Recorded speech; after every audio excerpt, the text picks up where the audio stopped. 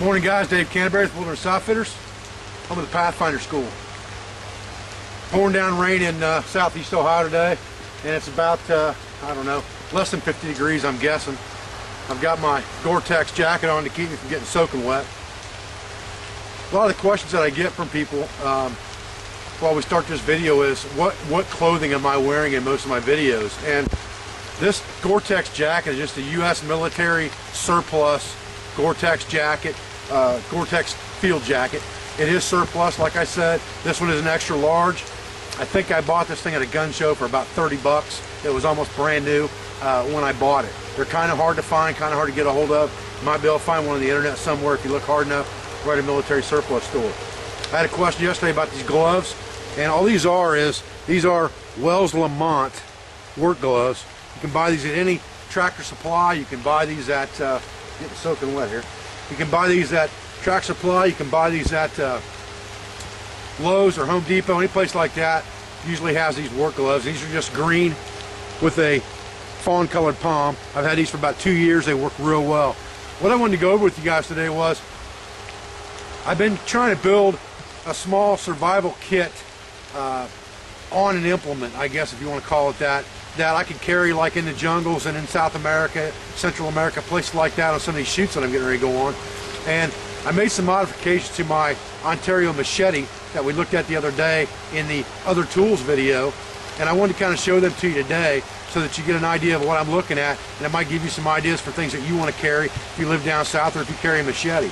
I'll have to unzip my Gore-Tex here because I've actually got a rope, a piece of repelling grade rope that's connected to the sheath on my machete right there in the belt loop, and it's got a couple tie downs on it. I'll take this Gore-Tex off and show you for a minute, and I'll stick it back on real quick here before I get drenched. What I've done is I put enough rope on there. There's probably 8 feet of rope on there just to give me a little bit of rope, but it also allows me a lot more versatility than having this thing on my belt. And the only other thing I've got with me is my vessel other than this, and that's just so that I have something for water and char cloth when I need it.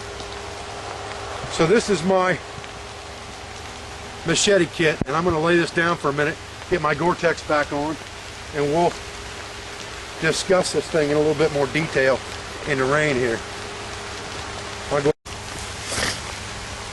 tell you, positioning this stuff so you guys can see it and keeping my camera out of the rain and being able to see my monitor to make sure I keep everything in the film is proving a challenge in this rain today, but that's okay. So like I said, I took about 10 feet of a repelling grade OD rope and just tied a couple slip knots in it so that I can make it longer or shorter on my body if I want to. And that allows me just to throw it over my shoulder instead of having it hung on a belt. It makes it easier to get to, it makes it easier to work with that way instead of trying to pull it out of a sheath on a belt. Then the only modifications that I've done to the machete itself are very similar to what we talked about yesterday in a lot of ways with the Woodsman's PAL. I've got an area here about 4 or 5 inches long that I've actually taken that hollow grind that comes on the machete, and I've gotten rid of that and went to a Scandinavian type grind just so that I can use this for chopping and a little bit finer work, carving and things like that when I need to. I've ground an area off here at the bottom for the ferro rod like we talked about. This model does have the saw back on it, and I showed that, how well that works in another video. And then all I did was I left the rest of this hollow ground on the chopping surface. So very few modifications to the machete itself, and you can see it goes right into that sheath just right. And this sheath is made out of a rubberized plastic with many holes in it for drainage.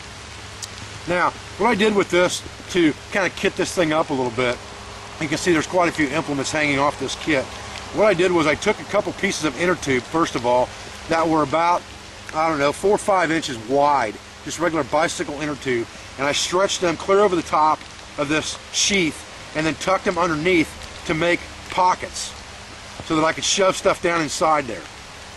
And what I've done here is I've got 8 Aquamira water purification tabs underneath this side, and then in this pocket there is a whistle and a signal mirror. Okay? Then below that you have a couple Ranger bands here. There's about 10 or 12 feet of 1/2 inch wide OD green duct tape here and another Ranger band here. Underneath that Ranger band, these 2 Ranger bands here, is a 3 mil construction grade garbage bag that I can use for emergency shelter if I need it, and about 20 feet of paracord wrapped around that. Okay, now on this side, in the top flap, I'll get this out of the way for a minute, but in the top flap there is a repair needle in there right here. There are about 6 number 1/0 fish hooks in here, and there is about 25 or 30 feet of bank line, just like the line that we sell in our bank line kits, inside there. And that's all tucked up inside and snugged in there by that piece of inner tube. And then this other pouch on the outside, the only thing I've shoved down in it for the time being is a U.S. military issue Doan's machinery magnesium and flint rod. Some of this is redundant. Obviously you know what my EDC consists of, and I'm also wearing my neck knife that goes with this kit, so some of this is redundant items. But as far as a one-shot deal, you know, this has got everything on it but a compass. You know, first aid, as long as I got a bandana and clothing, I'm pretty well covered. I've got paracord and duct tape on here. I've got about 20 feet of paracord wrapped around here, and then on top of that I've got 2 Ranger bands that are probably a 1/2 inch wide, holding a carborundum stone. Doesn't matter if that gets wet, so I don't care.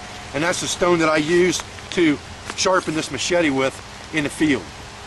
And I'll kind of show you that in a minute because I had some questions about that. I did put this machete and this stone on our website today, and these modifications are very easy to make. Like I said, it just takes a little bit of ingenuity and some old inner tube tire, and you can make this setup for yourself. It's a very good little self-contained survival type kit for an emergency situation. You can throw this in the back of your truck or whatever. You'd always have it, or you can take it with you into the woods like I'm doing today.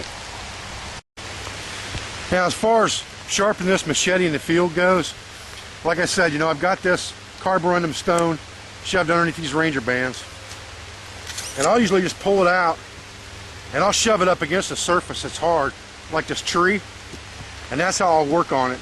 And I'll just take that stone and hold it at the right angle best I can and just work it just like this. Right now it's already getting wet, so I've got a little benefit there. Now the Scandinavian grind that I put in here need a little steeper angle.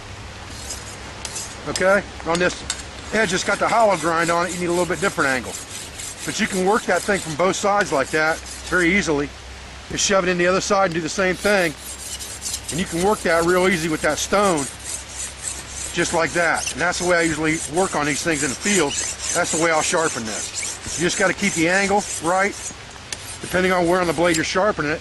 That's a good sharp tool. There's no question about that. I mean, look at that.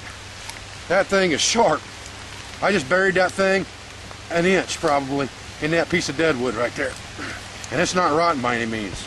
Okay, so that's the way I sharpen this thing in the field, and I just keep my sharpening implement right there on the sheath for that, so that I have it with me all the time.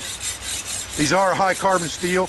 You do need to keep them kind of oiled or dry if you don't want them to rust up on you a little bit, but it's pretty easy to get the rust off of them anyway. It doesn't hurt them too much. Now when I get to this round edge, I'll just work on that freehand just like this from both sides. Or I'll take it and I'll massage it a little bit, kind of like this. Just like I would with a puck sharpener, if I were using a puck. Just to get that edge fine up there. Very, very good survival type tool. And I think this is probably what I'm going to use in quite a few episodes that we're going to film, as far as anything in jungle or things like that. Even maybe if we end up in Australia, I may use it there as well. But it's a very good tool, and the modifications that I made to the sheath were very simple, very inexpensive to do, and it makes a good little all-in-one survival kit that you can carry with you. That's not going to take up a whole lot of room. Well, I'm Dave Canterbury with Wilderness Outfitters Archery, home of the Pathfinder School, and hope you enjoyed this video today. Like I said, just a quick show and tell basically of modifications I've made to the Ontario Machete that we now have offered on our website. We also have the Pathfinder harpoon now on our website, as well as a couple other items in that section. With all of that said, I'm Dave Canterbury with Wilderness Outfitters Archery, home of the Pathfinder School, and I appreciate your support. I hope to see you on Facebook for the Pathfinder Challenge #2 on Monday. Thank you very much.